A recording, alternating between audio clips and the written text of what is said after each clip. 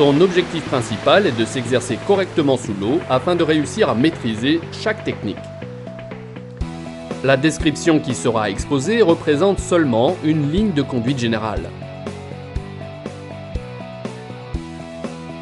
Pour les détails, nous utiliserons comme aide 2 assistants virtuels.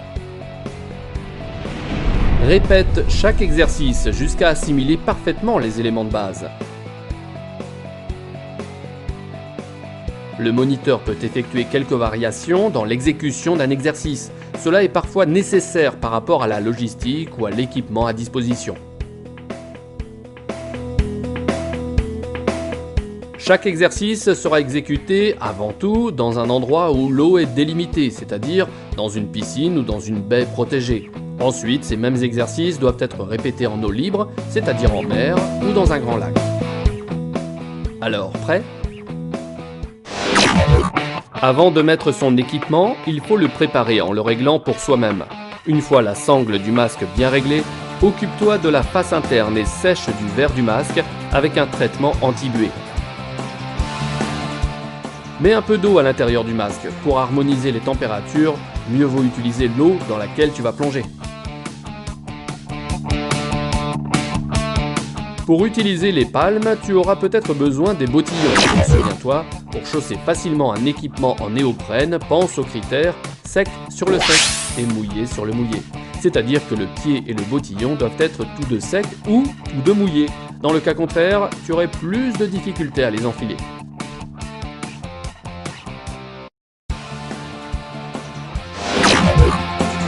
Pour enfiler sans difficulté la combinaison, si ton corps est sec, la combinaison doit l'être aussi. Et si ton corps est mouillé, tu devras alors mouiller la combinaison. Et quand la température le permet, tu pourras carrément enfiler ta combinaison directement dans l'eau, c'est beaucoup plus facile. Si la fermeture de la combinaison est dans le dos, demande à un autre plongeur de t'aider. Pour mettre la ceinture de lest, utilise la méthode recommandée par ton moniteur. Mais souviens-toi que, de toute façon, la boucle de la sangle doit être à gauche. Il est beaucoup plus simple de chausser ses propres palmes en étant assis. Règle bien les sangles et habitue-toi au système de fermeture. Lors de ta première approche de la plongée, le staff du moniteur te fournira tout l'équipement prêt à l'emploi. Si la situation le permet, il est plus simple de mettre son équipement en étant assis sur le bord de la piscine.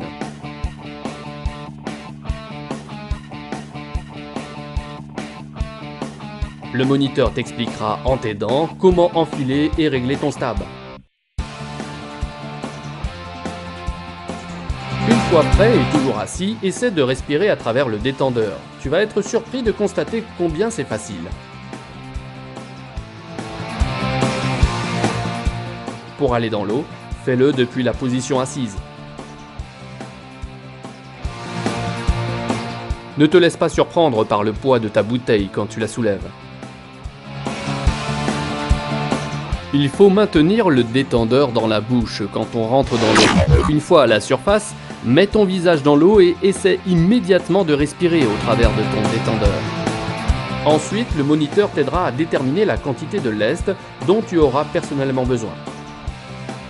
En retenant ta respiration normalement, le niveau de l'eau devrait être juste au-dessous de tes yeux. Grâce à cet exercice du contrôle du lestage, tu en feras un autre automatiquement sans t'en apercevoir. C'est facile, non ? D'ailleurs, tu as commencé par respirer avec un détendeur plein d'air. Mais que se serait-il passé si le détendeur était plein d'eau, et par exemple en le retirant de la bouche sous l'eau ? Rien de plus facile, vide-le avant de respirer. Tu as 2 possibilités. La première est de souffler simplement dedans, la seconde est d'appuyer sur le bouton de purge.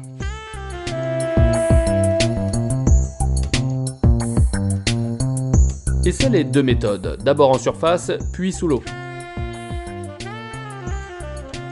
Pendant l'exercice, souviens-toi qu'il faut toujours laisser sortir un filet d'air quand le détendeur n'est pas dans la bouche. Tu n'auras pas oublié la leçon dans laquelle il était dit qu'en plongée, il est impératif de ne jamais retenir son souffle, et ce, quelles qu'en soient les raisons. Maintenant que tu sais respirer avec le détendeur, apprends à utiliser ton stab. Pour le gonfler et le dégonfler, on utilise plusieurs systèmes selon le modèle. Souviens-toi que pour le dégonfler, tiens le tuyau annelé vers le haut, sinon l'air restera emprisonné à l'intérieur du sac. En appuyant sur les boutons de gonflage et dégonflage, tu découvriras qu'il est très simple de changer sa propre condition de flottabilité. Avec un peu d'exercice, tu apprendras à le faire avec très peu d'air.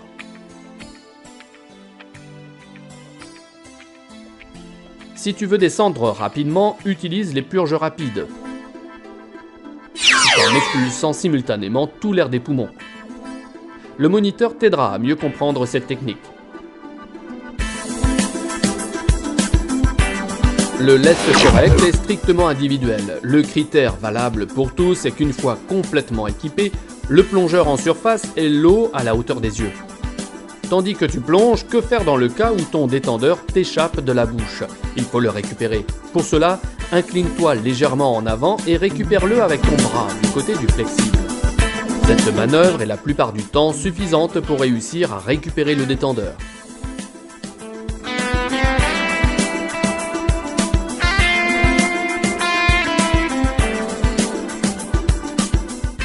Alors que tu es sous l'eau, un peu d'eau peut pénétrer dans ton masque. Il faut donc savoir comment vider le masque sans avoir besoin de remonter à la surface. Afin de pouvoir simuler l'événement sous l'eau, fais rentrer un peu d'eau dans le masque. D'une main, presse légèrement la partie supérieure du masque et tout en regardant vers le haut, commence par souffler l'air longuement par le nez. Le masque se vide sans que tu t'en rendes compte.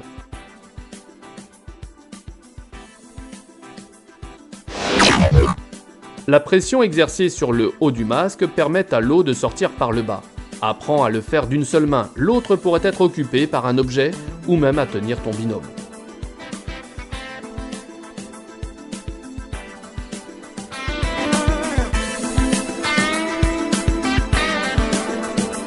Essaie aussi les techniques d'équilibration pour les oreilles et le masque.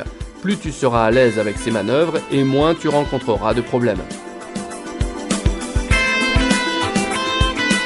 Une fois les bases du fonctionnement de l'équipement assimilées, tu seras en mesure de nager sous l'eau avec tes palmes. À la première expérience, il est facile de mal utiliser ses palmes. Une erreur banale est de nager comme si tu étais à bicyclette. Le mouvement correct est celui d'alterner régulièrement les mouvements de hanche sans sortir les palmes de l'eau. Souviens-toi qu'avec tout ton équipement, nager en force ne produit pas forcément un effet positif.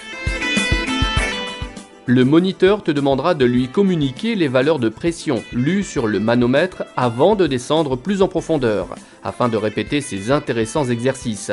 Amuse-toi bien!